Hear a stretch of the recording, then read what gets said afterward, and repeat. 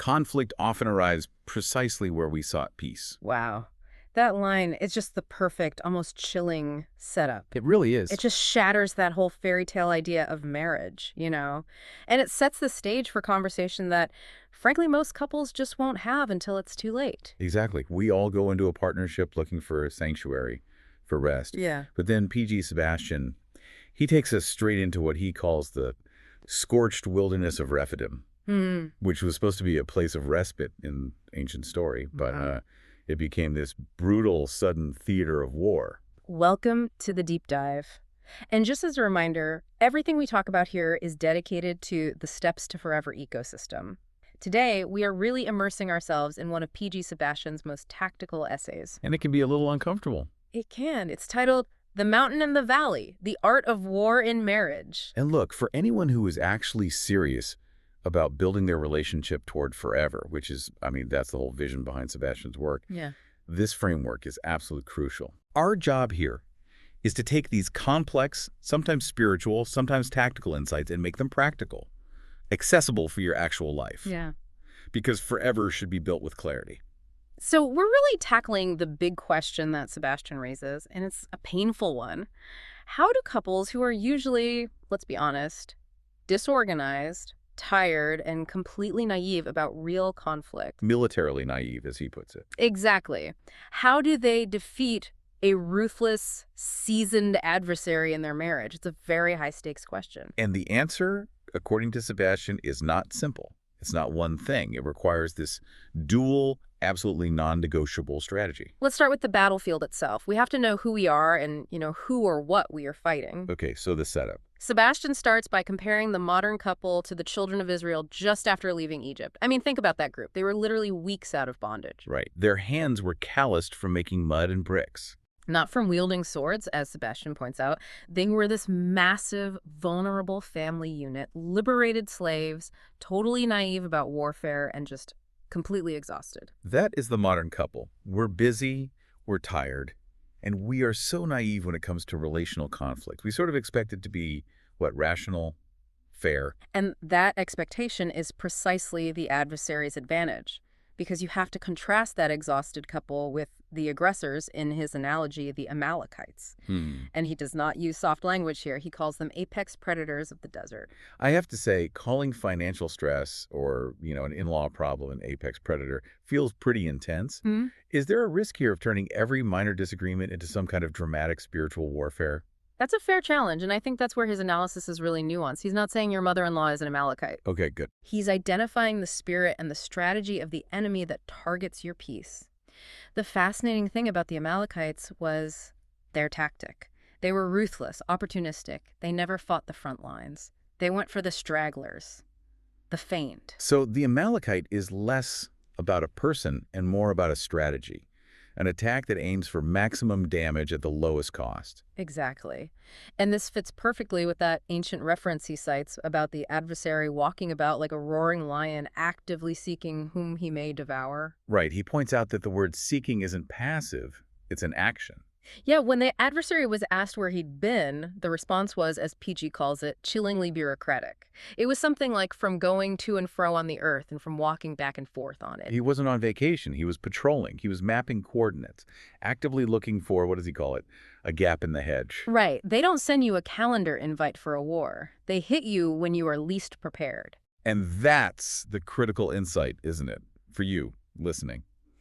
The attack rarely comes when the romance is at a high, when the bank account is full. No, the crisis arrives when you are depleted. Sebastian highlights how the enemy specifically attacks the rear ranks. And these rear ranks, they're the vulnerabilities of the modern family. They're everything that leaves you weary and faint. He lists some really specific ones, too. When the baby hasn't slept in 3 weeks and you're just running on fumes.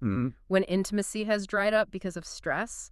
Sudden financial ruin, or, that inexplicable emotional withdrawal of a spouse, even the toxicity of in-laws, or that creeping vine of a health issue that just demands all your attention. These are the burdens you're carrying on your back while you're trying to walk through life. Well, here's where the rubber meets the road. When the bank account is in the red, or when the mental load is just so heavy you can't even remember to say thank you, that's your Rephidim.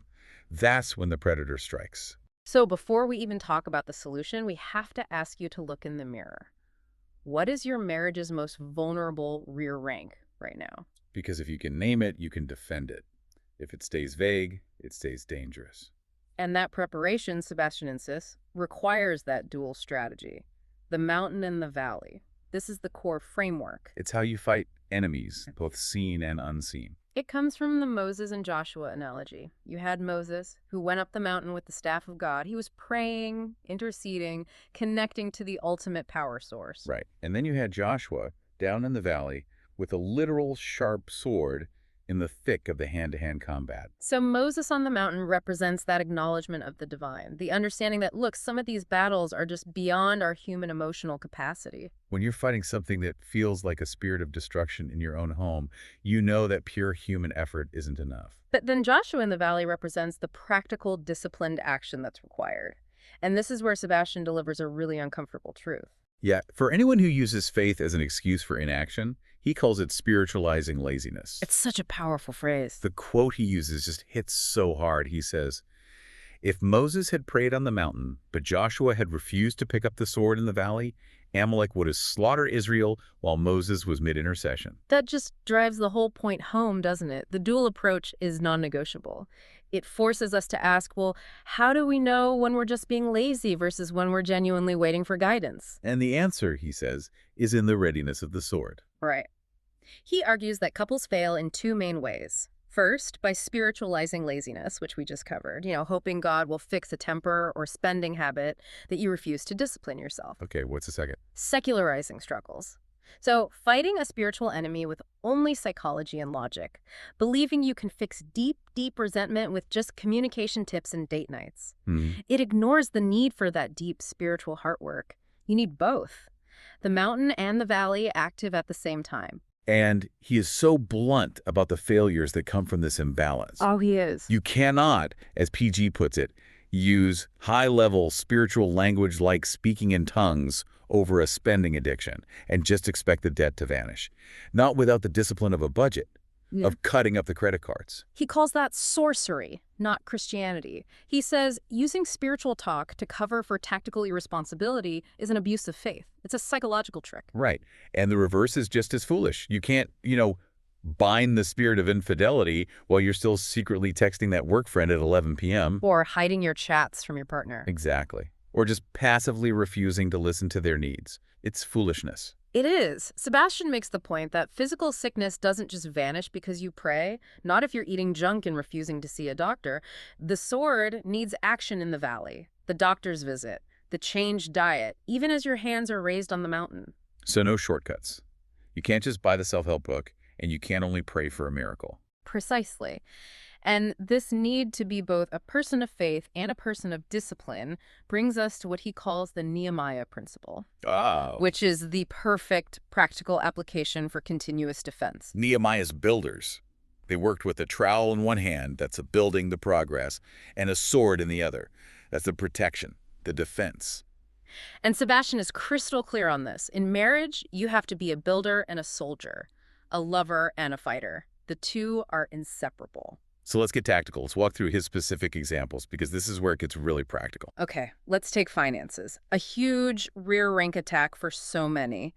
The mountain strategy is praying for wisdom, for favor, for freedom from that spirit of consumption. What about the valley strategy? The valley is cutting up the credit cards. It's selling the car you know you can't afford. It's maybe getting a second job to attack that debt. It's sweat. It's discipline.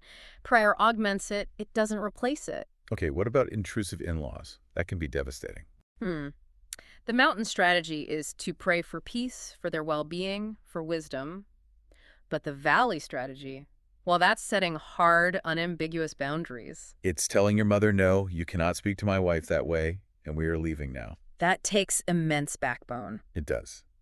Okay, what about when the spark is dying? That slow, creeping emotional distance. The mountain strategy is asking God to genuinely renew your love, to help you see past the resentment that's blinding you. But the valley strategy is intensely practical. Yeah. It's booking the date night, it's buying the gift, it's initiating intimacy, and critically, it's listening without getting defensive. And, as PG brilliantly puts it, helping out when the Barbarians in the house go gaga. I love that phrase. It just means when the kids are overwhelming, step up.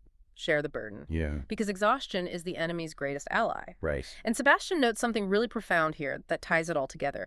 As long as you can see the enemy and name it debt, in-laws, bad habits, emotional withdrawal, it stops being only spiritual. It demands a tactical, measurable, sword-swinging response in the valley. So we have to ask you directly, what named tactical response have you been delaying in your relationship, maybe hoping prayer alone would solve it? That delay, that's your valley work, and it is non-negotiable. We fail because we choose one over the other. We only rely on the raised hands on the mountain, or we only trust our own swinging arm in the valley. But the core lesson is that you need that deep spiritual intercession on the mountain to augment the physical sweat and discipline in the valley. They're a team. The dual axis of protection. It's a beautiful but also really realistic synthesis of faith and works. This isn't just theory. This is life-saving tactical knowledge. PG Sebastian closes with this really powerful challenge. He says, let us stop being casualties of wars we refuse to prepare for. Check your perimeter daily. Sharpen your sword, your financial discipline, your communication boundary. But also, lift your hands and acknowledge you're not fighting this alone. Build your home with the trowel, but keep the weapon strapped to your thigh. That's the mandate for building a relationship that can truly last forever. And if the intensity and the sheer practicality of these insights resonate with you, we really encourage you to find more on PG Sebastian's Substack blog, Steps to Forever. Just explore the Knowledge Center and the ecosystem. There's so much more.